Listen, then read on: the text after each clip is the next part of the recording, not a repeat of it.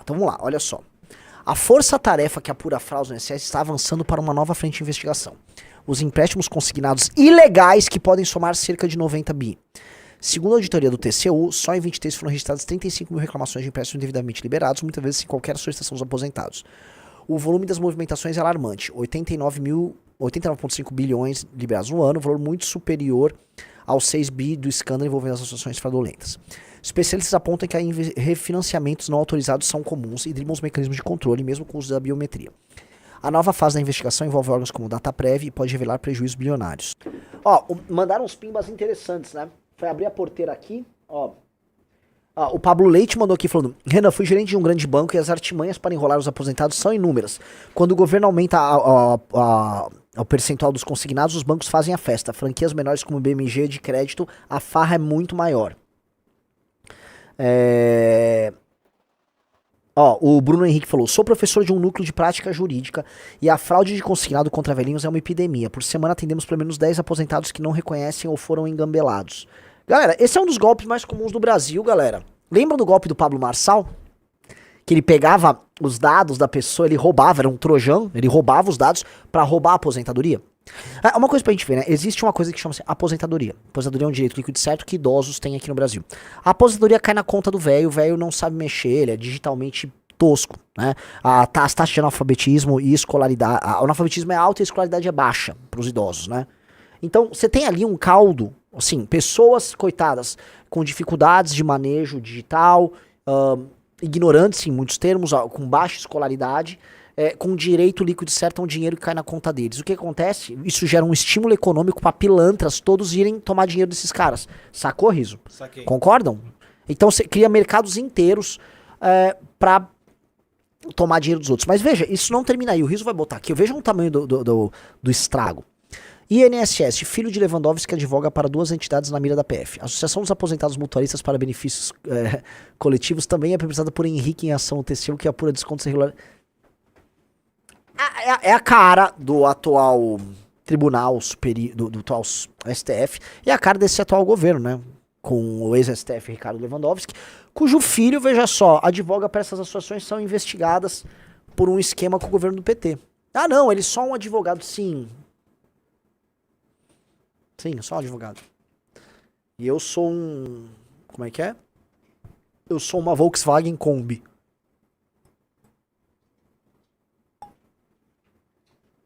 Ok. É bem... Eu volto a colocar. Esse escândalo, ele tem características que, caso não seja abafado, podem estourar o país, tá? A gente tem que ver porque assim, todo escândalo de corrupção ele acaba encontrando um nódulo político necessário. Porque, por exemplo, será que o INSS não percebeu isso? Será que o Dataprev não percebeu isso? Veja, os caras, hoje pra você fazer realmente empréstimos consignados, você tem que ter biometria, você tem que ter todas essas coisas, beleza. Foi feito isso talvez pra evitar a fraude em escala, certo, Riso? Certo. Agora, alguém detém essas biometrias. O Dataprev, ele detém as biometrias, ele detém os dados. E se alguém libera esses dados e alguém faz isso? Porque tem muitos aposentados que dizem que não contraíram o empréstimo, certo? Não contraí. No caso do escândalo do INSS, que a gente estava comentando, o de 6 bi, o papo era o seguinte, houve falsificações. Tá, e esse aqui? Houve falsificação ou houve uma coisa mais sofisticada? Alguém duvida que você pode ter esse tipo de intercâmbio de informações? Quais são os agentes públicos envolvidos nisso? Os bancos, porque veja só, esses bancos todos e essas empresas de consignado, eles fazem lobby direto lá especialmente no Ministério do Trabalho, todo esse universo que envolve o INSS. Eu tô falando assim, o Brasil é um país que se envelhece rapidamente. Se ele envelhece rapidamente, isso faz com que o dinheiro ligado a aposentadorias, né, e o mercado de fundos de pensão e todas essas coisas se torne cada vez maior conforme os anos passam. E é um ministério, e é uma área pouco comentada. Não é tão falada quanto os outros, ele mexe com muito dinheiro.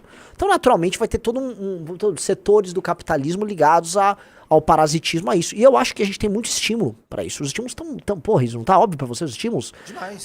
Pessoas ignorantes, as pessoas com maior taxa de analfabetismo, né, gerações mais velhas, né, elas são mais analfabetas que as mais novas, que não estão inclusas digitalmente, Você tem um caldo ali pronto para o golpe, né? Empresas que foram montadas só para dar golpe, e aí uma participação corrupta de agentes públicos dentro de um governo considerado corrupto, historicamente, que são os governos petistas, tudo isso criando uma massa vultuosa de roubo, que tem um núcleo de empresários ligados a um setor, que é um setor financeiro, que é um setor parasitário aqui no Brasil, e tendo nos seus quadros alguns bancos que já participaram de outros escândalos, né? Se eu começar a procurar BMG escândalo, vocês vão ver, né? Assim, BMG, Lava Jato, você vai encontrar.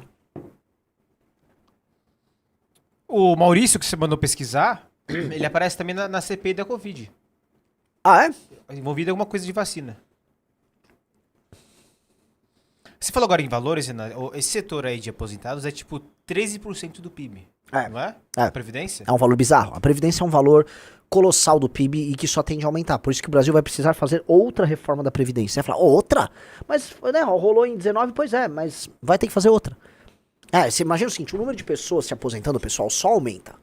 Né? Então, assim, as pessoas estão envelhecendo e elas vão viver mais. Então, só aumenta. E a base contribuinte não está aumentando, porque as pessoas estão nascendo menos. Mas não só estão nascendo menos. O número de... Dado que a produtividade do brasileiro não aumenta, ou seja, a capacidade de gerar dinheiro por minuto do brasileiro, ela não aumenta, e quando comparado com o mundo ela diminui, né, se você fizer uma comparação, o que a gente tem é uma bomba relógio assustadora, né?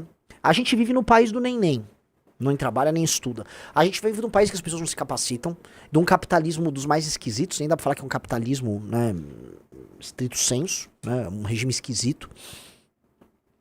A gente tá falando de um tipo de sociedade em que dado que a gente não se qualifica e dado que o governo impõe um peso muito grande pelas mais diversas razões, ele é caro, os impostos são altos e ao mesmo tempo você não tem nada disponível. Você tem imposto alto, mas não tem infraestrutura, tem imposto alto e dinheiro caro, você tem imposto alto, mas tem péssimos serviços. Então, assim, aqui virou uma equação do diabo. E aí, todos os incentivos à picaretagem pura, simples. Eu tô olhando, se esse escândalo de dezenas de bilhões for real, e dado que a contaminação bancária ela acontece em muitos termos, porque um banco tem, vamos dizer, títulos e dívidas de outros, as pessoas vendem créditos para os outros. Vocês sabem como é que funciona o mercado imobiliário, né?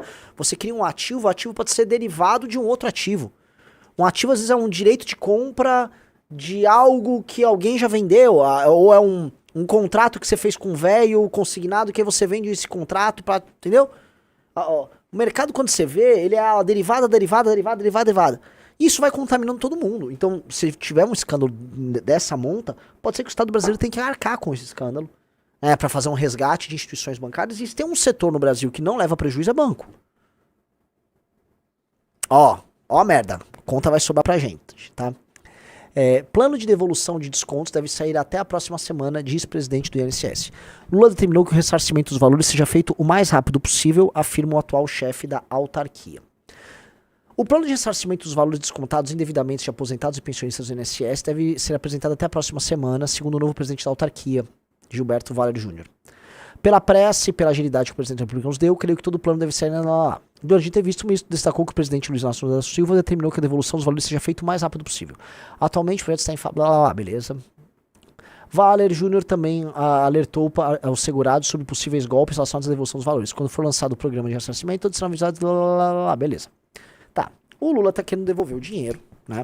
Porque o Lula tem um problema, eu já mostrei pra vocês, que vamos dizer, a faixa de idade em que ele vai melhor é com pessoas mais velhas, né? Eu já falei pra muita gente, isso soa contra-intuitivo, que muita gente acha que todo velho é bolsonarista, mas não é. As pessoas mais velhas são lulistas e bolsonaristas. E mais, tá? Elas são uma espécie de reserva de mercado pro lulismo e pelo bolsonarismo. E elas fazem, vamos dizer, toda eleição, sei lá, o Lula já começa com 15 a 20, pelo menos 15% com velho de um lado, o Bolsonaro com pelo menos 10% de velho de outro. Eles já largam, né, com esse tipo de eleitor, que é um eleitor cabeça dura, que não muda muito a cabeça, né, ele ele não vai ser convencido por mais novos. E aí esse cara já obriga todo mundo a ter que se adequar àquilo, né, todo mundo tem que se adequar com uma força grande, então as gerações mais novas vão se adequando. Tanto que por isso que o projeto da missão e do MBL é de ruptura geracional. Ruptura geracional. Nós não podemos viver com a cabeça dos mais velhos. Os mais velhos no Brasil não foram sábios, eles nos deram um país muito ruim e nós não vamos ter que fazer as coisas de acordo com a cabeça deles e com os erros deles, nós vamos ter que corrigir as cagadas deles. O projeto nosso é um projeto de ruptura. Por isso que nós não somos bolsonaristas. Nós não concordamos com as premissas deles e nós não concordamos sequer com a premissa de uma parte importante dos eleitores deles, que topa qualquer coisa na insanidade desses caras.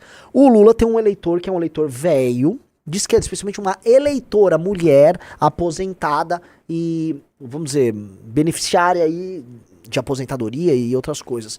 Esse eleitor aí do Lula tá machucado, o Lula não pode perder. O Lula topa perder o menino do não sei o quê, o trans do não sei o quê. Ele pode perder um sindicalista aqui, um estudante, porque isso é base política, base eleitoral, ideológica e tal, mas não é volume. Volume é pobre, especialmente mulher pobre. Então chegou ali, mulher pobre, Lula, quero, não mexe. Lula não vai querer perder. Por quê? Porque isso é a base dele, mexeu ali, ele perdeu, tá?